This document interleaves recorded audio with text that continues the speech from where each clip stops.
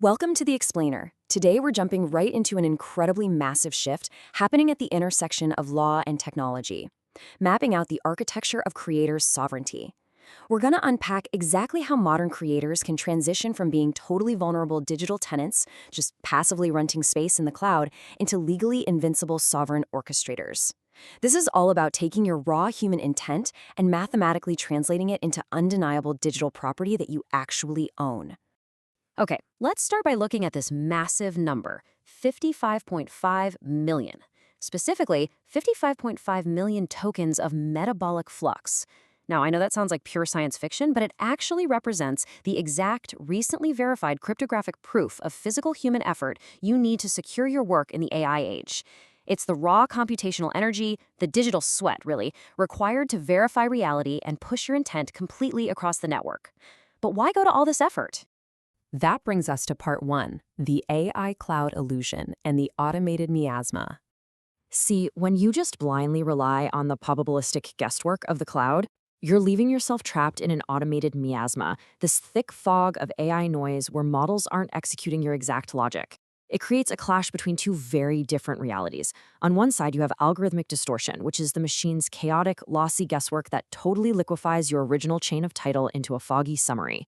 And to fight that, you absolutely need human protortion. That's the rigorous, active, sweaty manual steering required from you to actively map your exact vision onto reality and correct those random machine distortions. And here's the kicker. Because the AI is just a deterministic tool, it literally cannot hold legal liability. You act as the moral crumple zone. Just like the front of a car is designed to crush upon impact to save the cabin, tech companies use you to absorb all the legal risk when the machine breaks the rules. If the AI infringes on a copyright, it doesn't go to jail, you do. This is agentic tort. You command the machine, so you take the blame. So how do we fix this broken chain of title? Let's dive into part two, anchoring the record of sweat. To escape this liability trap, we need a mathematical solution out of the edge of the network called the record of sweat. This is a highly visceral, modern revival of the historic sweat of the brow legal doctrine that used to protect manual labor. Today, it functions as a permanent cryptographic history. It undeniably proves that a human heart was beating, calories were burned, and real intent was spent.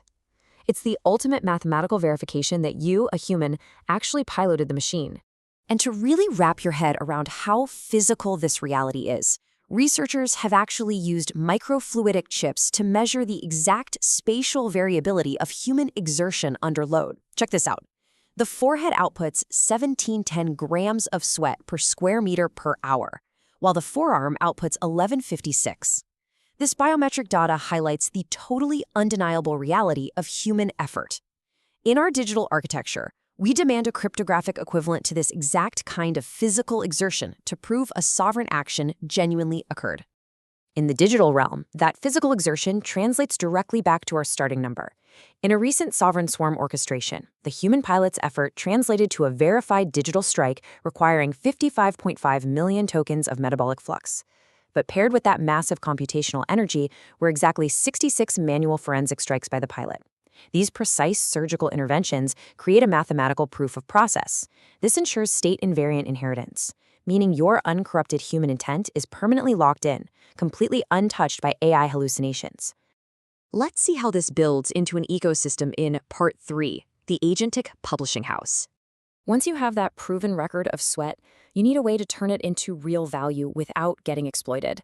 We are completely shifting away from the old extractive VC casino model that just speculatively gambles on hype. Instead, we're stepping into the deterministic providence VC model. This acts much more like a compounding 10-year vineyard. It demands mathematical evidence, it's all about clinical validation, and building a sustainable ecosystem that rewards the actual creator over a full decade. Borrowing brilliantly from the 1953 Publishers Clearinghouse direct mail model, this new agentic publishing house secures your digital subscriptions through a highly structured clinical process. Step 1 is the lure, publishing high-fidelity white papers. Step 2 is the core, capturing the value in bit-perfect ERC7827 developer ledgers. And Step 3 is validation, where the firm acts as a clinical intelligence validator of your work.